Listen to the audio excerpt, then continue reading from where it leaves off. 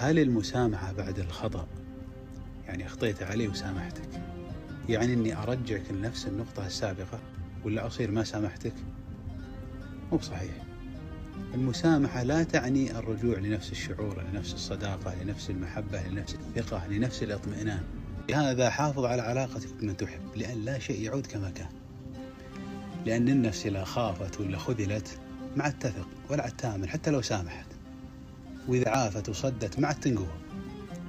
على قول عباس بن الأحنف يقول: نقل الجبال الرواسي من مواضعها أخف من نقل نفس حين تنصرف. لا تبشر بفرحة كل أحد، انتبه، انتقل اللي تبي تبشره. ترى البشارة حساسة مرة، ما تقبل أن يتعامل معها معاملة عادية كخبر أو كمعلومة. تبي إحساس واستشعار وتفاعل قوي، سواء تفاعل حقيقي أو تفاعل مصطنع، المهم تفاعل. فاللي ما يبتهج لبشارتك ابتهاج واضح لا تبشره، ترى يبي يمرضك. إذا صرت تسيء لنفسك إذا تحدثت لإنسان متبلد أو إنسان بنصف انتباه، إنسان ما بعيونه معك بشكل متواصل، لون بالبشارة.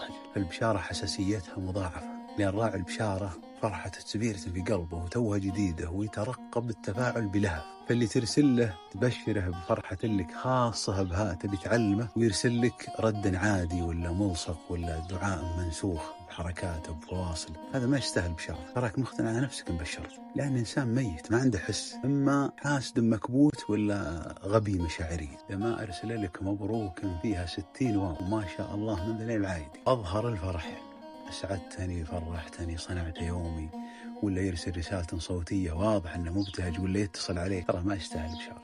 كرم أفراحك.